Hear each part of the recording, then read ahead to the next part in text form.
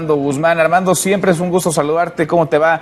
Muy buenos ¿Qué tal, días. Manuel, Mónica? ¿Cómo están? Buenos días. Igualmente, Harry, su paso días. Y el paso político que también va dejando despeinado a más de uno, entre ellos Donald Trump.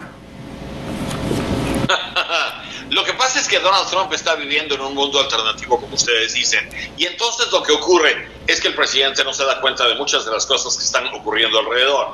Y les voy a decir, yo estuve leyendo un estudio de la Universidad de Tufts, y por poco me caigo porque es un estudio de la Escuela de Leyes, de Escuela de Derecho de la Universidad de Tufts, y en este estudio de la Escuela de Derecho dice que el Tratado de Libre Comercio de Estado de Norteamérica es un acuerdo de comercio y que por lo tanto cae bajo la cláusula de comercio de la Constitución.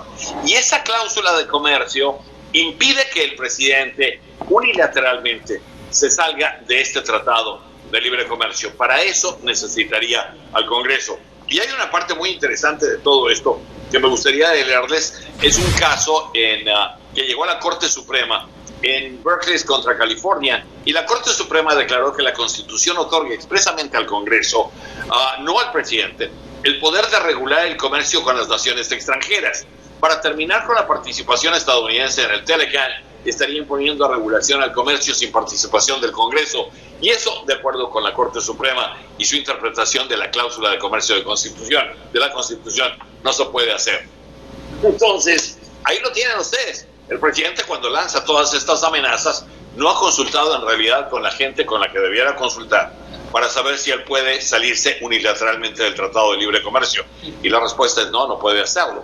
Esto va a ser interesante. Hoy en la tarde, a las 4 de la tarde, a las 3:45 hora local, a 2:45 hora de la Ciudad de México, vamos a estar con Rex Tillerson, el secretario de Relaciones Exteriores de Estados Unidos, o el secretario de Estado, y con el secretario de Relaciones Exteriores de México.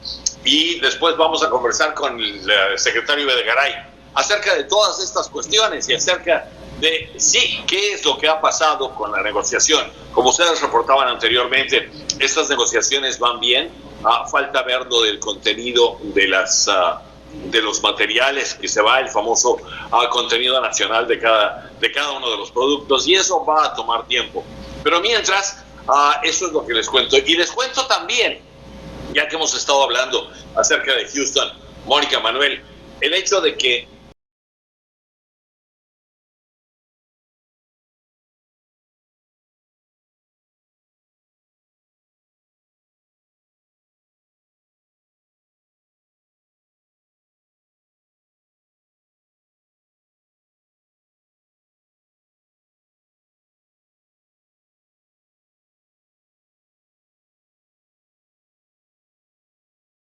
en Estados Unidos va del 1 de octubre al 30 de septiembre. Al final de septiembre se acaba el año 2017, al menos el fiscal, y necesitan un nuevo presupuesto a partir de octubre. En ese nuevo presupuesto tendrá que haber mucho dinero para Houston. Para lo que no hay es o para Houston o para el muro. Y entonces ustedes van a ver que el Congreso va a tener que escoger entre uno y otro.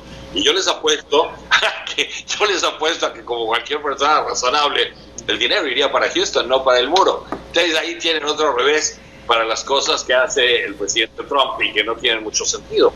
Mónica, sí, Manuel. Absolutamente, Armando, porque si tú haces este cálculo y hablas de 100,000 millones de dólares para la reconstrucción de lo más importante o de todas estas partes tan afectadas en el estado de Texas contra 1,600 millones que está pidiendo el presidente de Estados Unidos para la construcción del muro, pues bueno, claramente hay que preferenciar, y él además el día de ayer en Houston prometió a la población que resarciría todos los daños lo antes posible. Así que una de las cosas pues es precisamente reconstruir todo lo destruido. Pero Armando, me llama mucho la atención lo que comentabas primero acerca de que él no ha consultado a los asesores que tendría que estar consultando ante los poderes que él sí puede tener, o las limitaciones que puede tener desde la silla presidencial para hablar acerca de lo que se debe de hacer o no frente al Tratado de Libre Comercio, y resulta increíble que realmente él no nada más no lo pregunte, no haya alguien que se acerque a él a decirle: señor presidente, cállese la boca.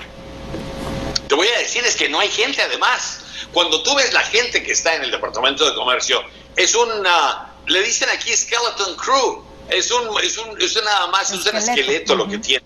En realidad no tienen a los funcionarios, ni en el Departamento de Estado, ni en el Departamento de Comercio, ni en ningún otro, porque se han tardado mucho en someter nombres y el Congreso se ha tardado mucho también en confirmar a mucha de la gente que han enviado. Entonces, en realidad no tienen fondo. Ahora, todo esto se va al arte de la negociación, The Art of the Deal, el libro que escribió hace mucho tiempo Donald Trump, en el que dice que hay que fastidiar y hay que caerle encima al adversario y hay que ponerse difícil para conseguir lo que uno quiere. Y esa aparentemente es la forma en la que él está tratando. Cuando él dice que los negociadores mexicanos y los canadienses se han portado de una forma muy, muy difícil, bueno, en realidad tú puedes entender que todos se han portado de una forma difícil, porque esta es una negociación y en las negociaciones toma siempre una actitud dura.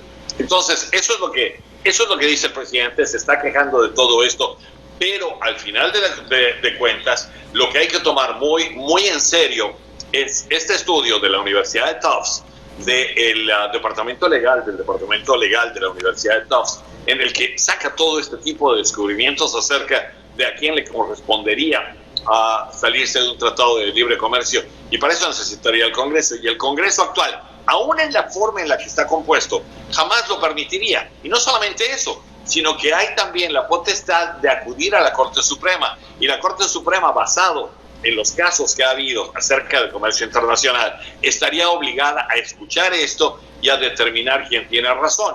Y por la forma en la que quedarían afectados agricultores, comerciantes, industriales, gente común y corriente en Estados Unidos, hay la base legal como para hacer una cosa así. Entonces, cuando él habla de asustar con todo esto, ya me voy a levantar. Uy, tuvimos un problema. Armando Guzmán, ahí estás. Armando, te escuchamos, te seguimos escuchando a propósito de esta renegociación, la segunda ronda que inicia ya el viernes en México del TLC. La composición de las partes, la cuestión automotriz, la cuestión de los textiles y la cuestión agrícola. Eso es lo que va a ser el jaloneo que hay en México por los próximos, los del 1 al 5 de septiembre. Va a estar interesante y va a ser un jaloneo, pero así son las negociaciones. Y ojo, porque ha pasado una, viene la segunda y habrá 5 más. Entonces todavía nos queda rato para seguir hablando de eso. Sí, todavía nos queda rato para seguir hablando y a Donald Trump para tratar de seguir minando, Armando. Vamos a estar muy pendientes, horas ya para que inicie el viernes esta segunda ronda en la Ciudad de México. A ver con qué nos sorprende, no deja de hacerlo el presidente de Estados Unidos. Siempre es un gusto saludarte, muy buenos días hasta Washington.